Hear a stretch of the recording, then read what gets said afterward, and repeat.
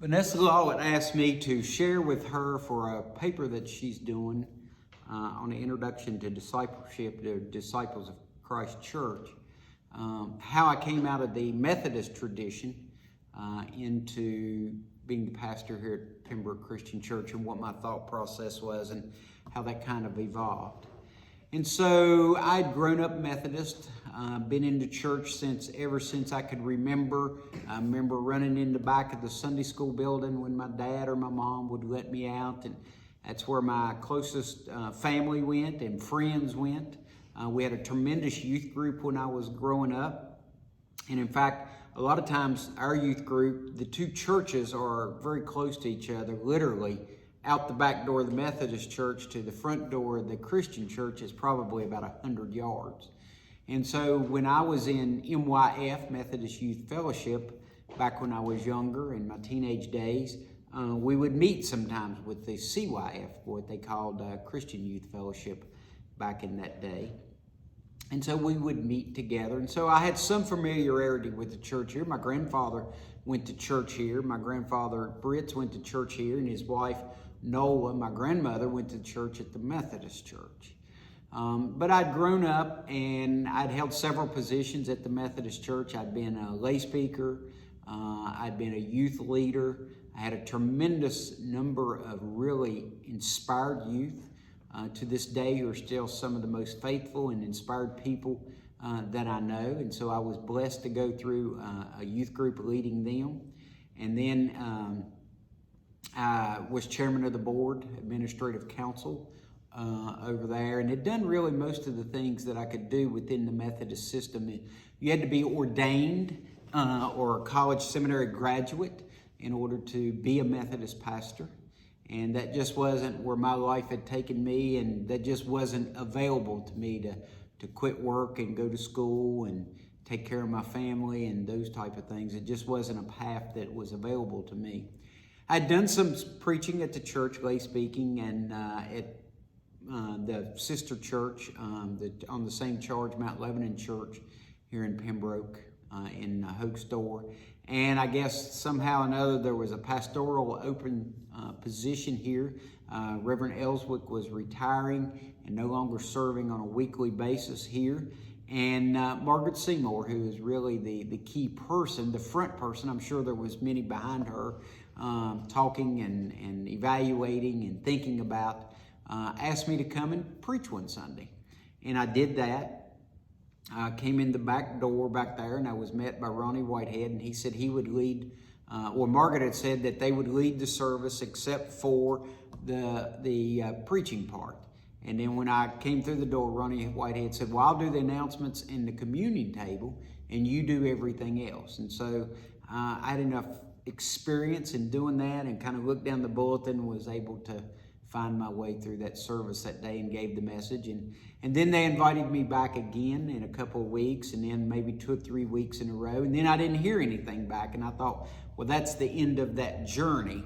And then Margaret Seymour called me to come up to her house, and we sat down and talked, and she said, would you like to come on a regular basis? And this is my town, this is my people, my community, my family. And so I thought it was a pretty good opportunity. I prayed about it and talked with my pastor at the time at the Methodist Church, Rob Lau, and he was very encouraging for me to do that. And so I began to speak here every week and lead the worship services here every week. At that same time, Margaret told me, well, I need to be able to serve at the communion table, and we'll talk a little bit more about that in a moment. And in order to do that, I need to be a member of the church. And so I began to look deeper into what that meant to be a member of the church theologically. And really, the theology pretty much lined up with my Methodist background. This church is ecumenical. The Disciples of Christ Church is ecumenical, meaning that we participate with other churches in things, and I was very accustomed to that in Methodist tradition and believe in that. As the phrase goes, we are Christians, but we're not the only Christians.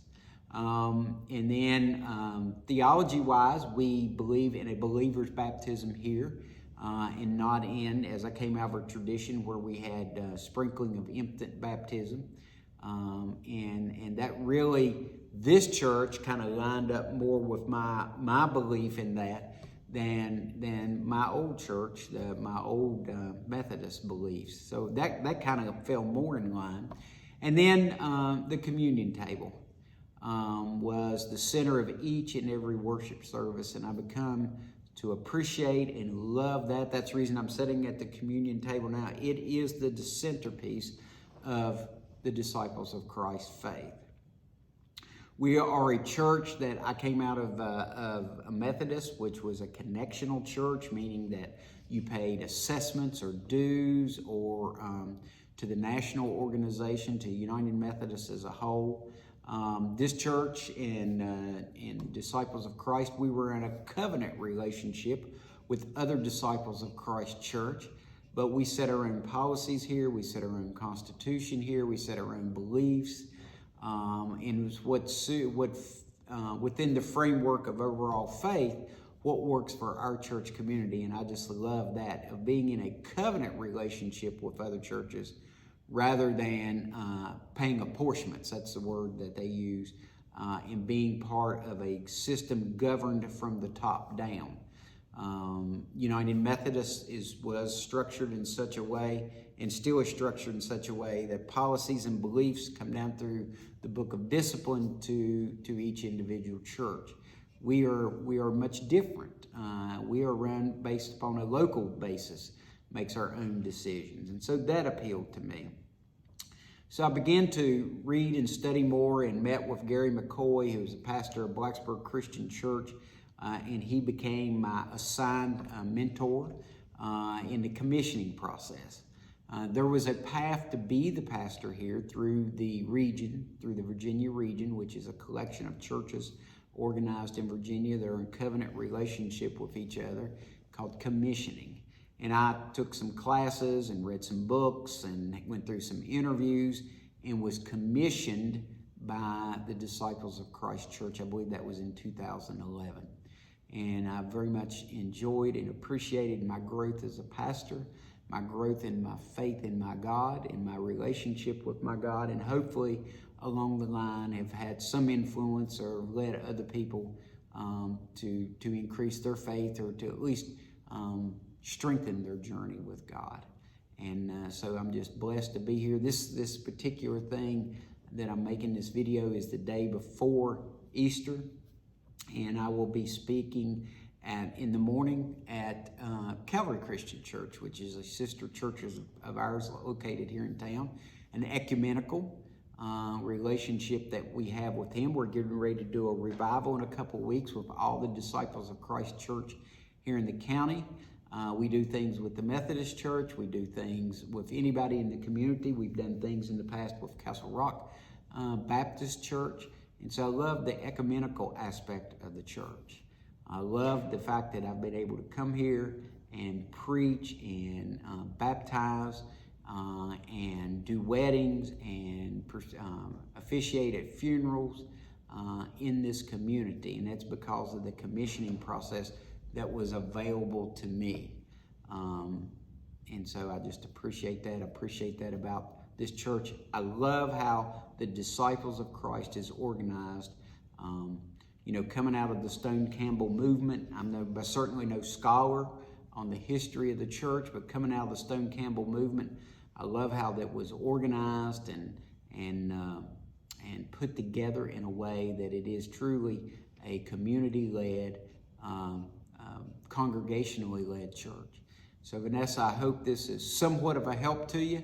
If you need something different or something more, or just let me know and I'll be glad to help you. And I so much appreciate, I didn't know about your journey in taking this introduction class.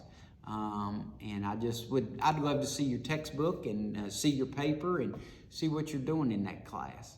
I appreciate it. God bless, and I hope this serves you well.